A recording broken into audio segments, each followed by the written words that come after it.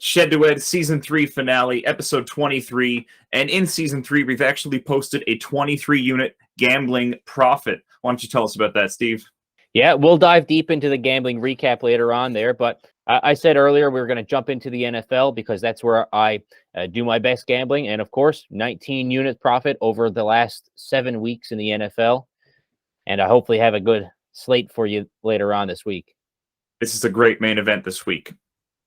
Yeah, this week's UFC, and I'm excited for Calvin Kattar versus AA there. Probably one of the only good fights on the card. Pretty small card, but we'll run you right through it.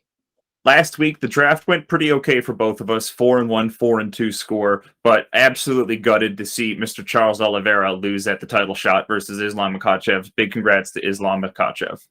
Yeah, well done. It was a great performance by him. He really out-wrestled Howard and outstruck the previous champion there. Really upset to see Charles Oliveira lose that one. That was our gravy for a lot of profit there last week. But anyways, we'll take the half-unit profit on the gambling there as well, and tying up the season in the draft. So we're all squared up going into the finale here. That's right, all squared up heading into the Season 3 finale with the MMA draft this week. First pick overall this week. Draft battle. I'm up first. Chase the Dream Hooper. Heavy favorite. Love to cheer for Chase. Let's go. Let's get this done. And you took Jin Young Park over Joseph Ugly Man Holmes.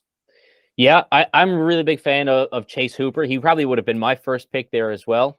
Not really sure what to do with all of these heavy favorites here, so I just went right up the board. They took Jin Young Park. I like Joseph Ugly Man Holmes.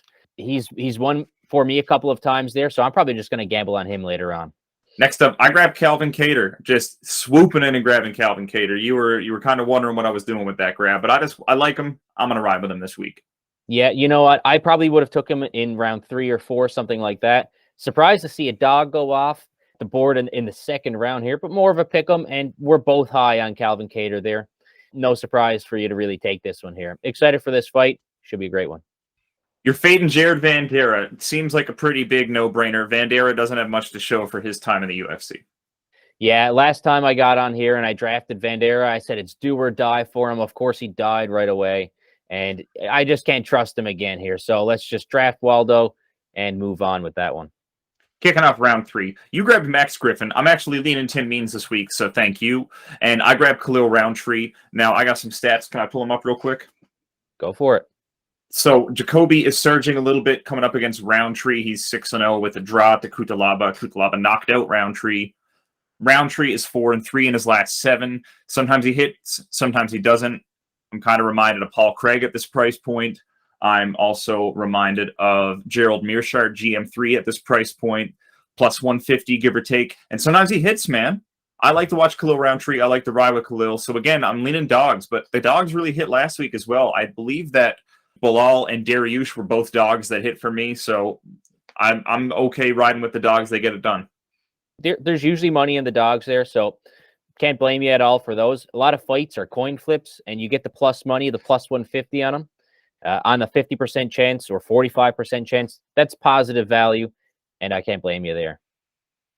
As far as the Max Griffin-Tim Means fight, both guys are really coin flippy. Max Griffin is 3-3 in his last 6. I would personally lean with Tim Means for the gambling pick because you're getting that plus money on what I feel is more of a coin flip kind of night. Right. So we'll have a look at that one there later. Starting up round 4 here, you took Josh Fremd to start it there, and I kind of reached back up the board there and took Marcos de Lima. So I remember taking Josh Fremd last time he was fighting. He lost for me.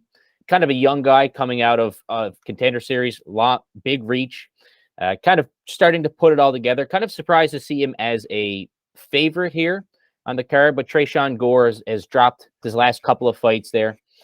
So I'm kind of waiting for him to kind of get back in the win column there, but it should be an interesting matchup between these two. And Marcos de Lima, this one can go any way between Andrei Arlovsky, kind of getting up into his old age there now, and de Lima, who still looks fairly sharp, but lost his last one there. So, late in the draft, I'll take Marcos de Lima, but I'm going to swing back to gamble on Andrei Arlovsky later on. Josh Friend was drafted on a mispick, but he fought pretty well in that fight. He was pretty tough. And Trayshawn Gore is we're starting to see some cracks in the illusion that Trayshawn is an elite fighter. So I think that Trayshawn's not going to get it done. I'm leaning Josh Friend. Simple as that. Right. I just like the plus money, so we'll see how that plays out later on.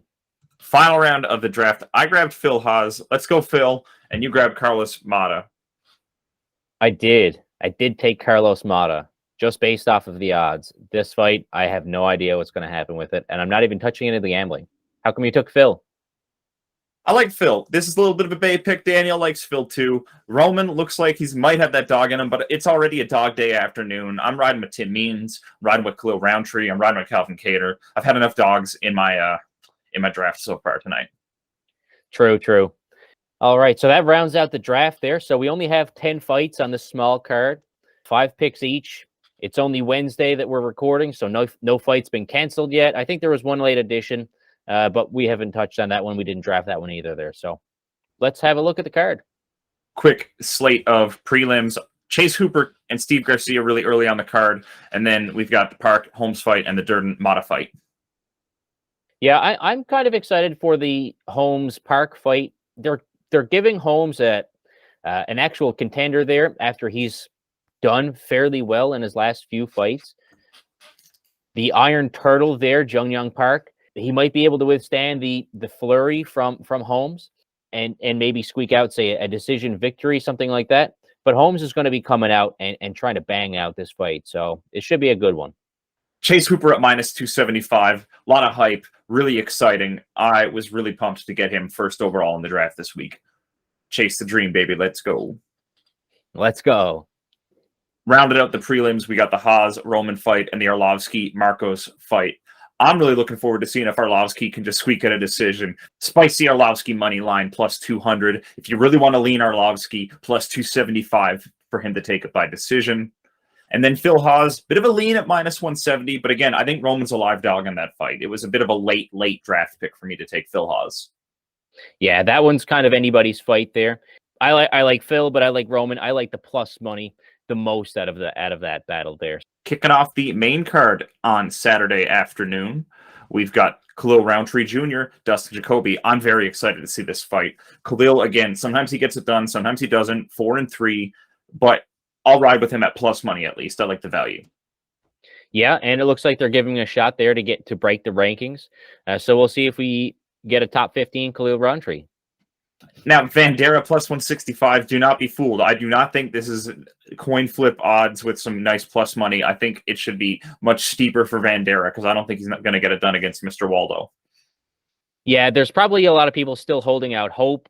They've seen flashes from Vandera. He's looked good in some fights, but he just hasn't looked good recently. So, update those odds. Yeah, his 2 wins over Tafa and Hunsucker, nothing to write home about. So we'll see what happens with that fight. Very excited for the co-main and the main high-level chess match. Which one are you leaning towards more? I'm excited for the main event. Obviously, of course. The Tim Means Max Griffin fight, that one looks like it's anybody's fight too. You don't know how that one's going to play out. I guess I'm playing both sides of it here with the draft and the gambling pick, so I'm just going to lean back and have a good time on that one. Oh, actually, I got both sides of the Calvin Kattar fight there too. It's always fun when you don't know which way to go and you can find the value to ride both sides of the line. Let's go, baby. Let's go.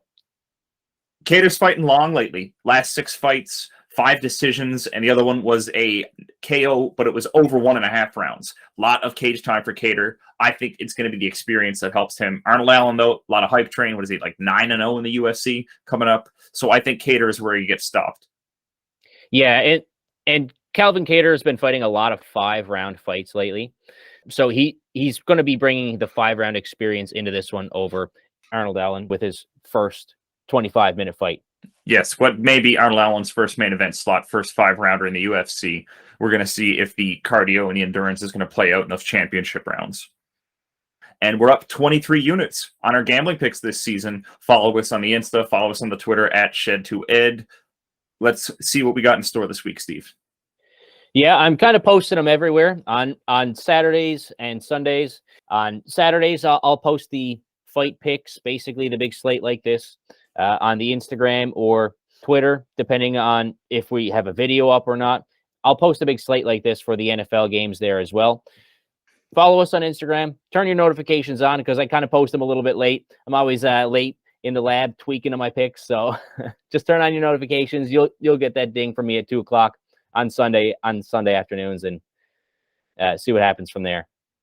Diving into this week, of course, we're both on Calvin Kattar here. We got him at plus 100. We got him at even odds here. I think he's going to win, so I think this is great value for a pick for Calvin Kattar here. We're only playing 2 favorites on the card, so I might as well just go ahead and parlay them together, get some value out of that, make our own dog. So we got Waldo beating up on Vandera, and we got Chase the Dream Hooper, both of them to win combined for the 2.12 odds, so we'll get some positive money there. Every single pick is going to be less than a unit to make a 1 unit profit. We're talking plus money all day. And like you said, your 2 favorites are parlay to make a plus money parlay. Yeah, I was just looking for the value there. If I went straight picks on Chase, it would be about 2.4 units to try and profit 1 unit. And if I went straight Waldo pick there as well, it would be somewhere around the same, about 2.5 units to profit 1 unit. So if either of those fail, then we're just down 2.5 units. And that's huge when we're playing all dogs here. We're only wagering less than 6 units total. Losing 2.5 would just wipe us out of the profit column that week. So let's just combo them together and play the plus money. I'm looking for a return from Trayshawn Gore, looking for him to get back to form. Regardless, I got the plus 135 on him. I like that one. Live dog on Roman. So we got the plus 141 are the best odds that I could find there. Khalil Roundtree, plus 145. I like him to win there as well. Tim Means, you've convinced me. I was a bit more on Max Griffin there, but instead I'll play the other side. I'll play the dog, make it a full dog day there. We'll go Tim Means at plus 155 are the best odds I could find. Andre Arlovsky, I mean, that's pretty decent odds for Andre Arlovsky. He's got a winning record throughout his longevous career. So we'll just take him to win out there. And Joseph Holmes, I think he's going to be starting to shoot up through the rankings. He's going to get stopped eventually, but I don't know if it's going to be Jun Young Park that's going to do it. So we'll take him at the plus 190 range there. So it's only a half unit played to profit 1 full unit. So I like a lot of value on this, less than 6 units to win almost 14 units here now. So we'll see what happens. I like it. I like that you took Arlovsky at money line. I don't want to really have to split my deck to see if it happens to be a submission just because he gets a knockdown, or to get the TKO because Marcos leaves himself exposed for a little bit too long. But I think he could muscle his way and sneak out the decision. Nice little 29-28 Arlovsky. Again, I like just taking money line and not trying to bark ourselves into a corner trying to take a prop on that already plus money bet.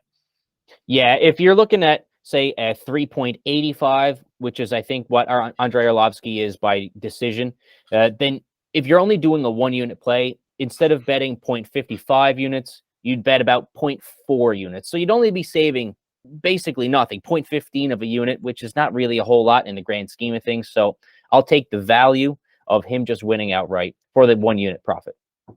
All right. Also this weekend, Jake Paul, Anderson Silva. Is this fight going to go the distance? That's a pick 'em bet. I'm thinking it's going the distance. Just a little 8-round fight. I think we're going to get some knockdowns, but I think this fight is going to go to the judges' scorecards. Man, I don't want to see it go to the judges' scorecards at all. I'm absolutely convinced, like a lot of people in the community, that Silva's just going to kill him. I don't know how else to say it. I think he's just going to wipe the floor with him for, I don't know, 3-4 rounds until Jake Paul just can't get up. Looking forward to that fight. Phoenix, Arizona, October 29th, same night. So we got the early fight card around 5 o'clock, main card on the West Coast, 8:30 in the Shed. And then Paul Silva's going to be on later on tonight. All right. And then next week, we're going to come out with the season premiere of season 4. And it's going to be the back half of the football season. And we're going to be having some fight cards in between there. Week 9 kicks off with the Ravens versus the Saints. These are our 2 teams going head to head, or our 2 teams going Shed2Ed. We're going to auto draft the Ravens to the Shed, and we're going to auto draft the Saints to the Ed out there. So we're looking at a fun slate of games there in week 9 to get us rolling. Wicked card. last week with UFC 280. Absolutely electric. We're going back to a smaller card with a little bit lesser known group of fighters here, but this is kind of where you make your money. I only made about half a unit last week on the juiced out UFC 280. Looking forward to making a little bit more on the dog loaded plays that you can kind of take the value here. Juiced out last week, but this one we're a little bit tighter here now. So we're going to squeeze out some profit for you guys. And it should still be a pretty interesting fight card. I mean, if you look into these fighters, long storied careers or new up and comers, should be a good fight night. See y'all coming to season 4. It's going to be a lot more football heavy, but we'll definitely sneak some fight cards in there. Thanks for tuning in. Absolutely. Let's go.